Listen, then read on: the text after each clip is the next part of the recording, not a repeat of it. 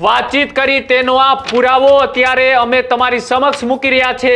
કેવા પ્રકારની કલમો એ જયરાજ આહિર ઉપર લગાડવામાં આવી છે। આ એ જ પ્રેસ નોટ છે કે જે હમણાં થોડી જ મિનિટો પહેલા ભાવનગરના રેન્જ આઈજી ગૌતમ પરમારે જયરાજ આહિરની ધરપકડના જ્યારે સમાચાર આપ્યા તેમાં જે કલમો લગાડવામાં આવી છે આ કલમો આમાં સ્પષ્ટ થાય છે કે આ કેસની સંવેદનશીલતાને ધ્યાને લઈ આઈજીપી કચેરી દ્વારા 5/1/2026 રોજ એસઆઈટી ટીમની છે તે રચના કરવામાં આવી।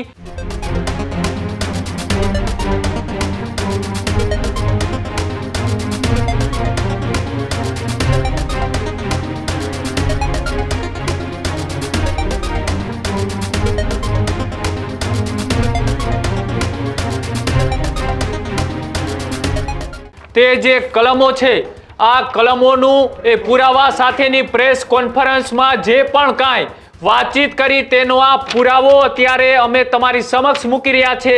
કેવા પ્રકારની કલમો એ જયરાજ આહિર ઉપર લગાડવામાં આવી છે આ કેસની અંદર કેવા પ્રકારના એ ગુનાઓ છે તે એસઆઈટીની ટીમે દાખલ કર્યા છે। આ એ જ પ્રેસ નોટ છે કે જે હમણાં થોડી જ મિનિટો પહેલા ભાવનગરના રેન્જ આઈજી ગૌતમ પરમારે જયરાજ આહિરની ધરપકડના જ્યારે સમાચાર આપ્યા તેમાં જે કલમો લગાડવામાં આવી છે આ કલમો આમાં સ્પષ્ટ થાય છે કે બીએનએસની કલમ 109(1), 117(2), 118(1), 115(2), 352, 324(4), 189(2), 190, 191 અને 2 તથા જીપીસી એક્ટ 135 મુજબ ગુનો દાખલ થયેલ હતો।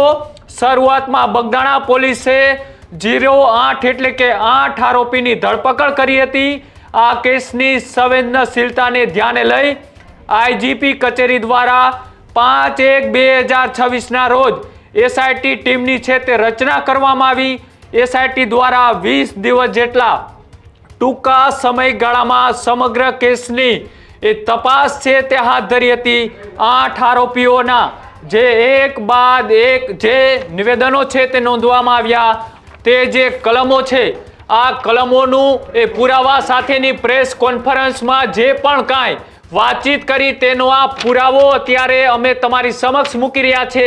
કેવા પ્રકારની કલમો એ જયરાજ આહિર ઉપર લગાડવામાં આવી છે આ કેસની અંદર કેવા પ્રકારના એ ગુનાઓ છે તે એસઆઈટીની ટીમે દાખલ કર્યા છે। આ એ જ પ્રેસ નોટ છે કે જે હમણાં થોડી જ મિનિટો પહેલા ભાવનગરના રેન્જ આઈજી ગૌતમ પરમારે જયરાજ આહિરની ધરપકડના જ્યારે સમાચાર આપ્યા તેમાં જે કલમો લગાડવામાં આવી છે આ કલમો આમાં સ્પષ્ટ થાય છે કે બીએનએસની કલમ 109(1), 117(2), 118(1), 115(2), 352, 324(4), 189(2), 190, 191 અને 2 તથા જીપીસી એક્ટ 135 મુજબ ગુનો દાખલ થયેલ હતો।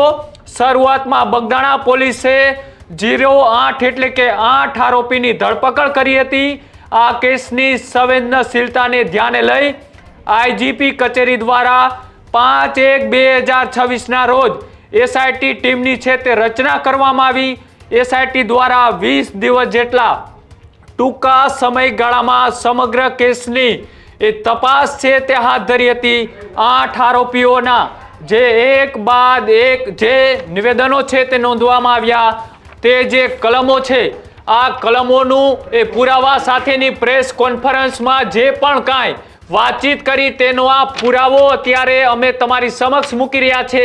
કેવા પ્રકારની કલમો એ જયરાજ આહિર ઉપર લગાડવામાં આવી છે આ કેસની અંદર કેવા પ્રકારના એ ગુનાઓ છે તે એસઆઈટીની ટીમે દાખલ કર્યા છે। આ એ જ પ્રેસ નોટ છે કે જે હમણાં થોડી જ મિનિટો પહેલા ભાવનગરના રેન્જ આઈજી ગૌતમ પરમારે જયરાજ આહિરની ધરપકડના જ્યારે સમાચાર આપ્યા તેમાં જે કલમો લગાડવામાં આવી છે આ કલમો આમાં સ્પષ્ટ થાય છે કે બીએનએસની કલમ 109(1), 117(2), 118(1), 115(2), 352, 324(4), 189(2), 190, 191 અને 2 તથા જીપીસી એક્ટ 135 મુજબ ગુનો દાખલ થયેલ હતો.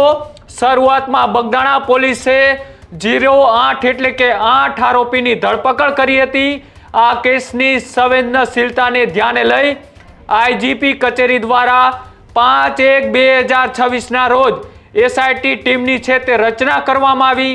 એસઆઈટી દ્વારા 20 દિવસ જેટલા ટૂંકા સમયગાળામાં સમગ્ર કેસની એ તપાસ છે તે હાથ ધરી હતી. 8 આરોપીઓના જે એક બાદ એક જે નિવેદનો છે તે નોંધવામાં આવ્યા.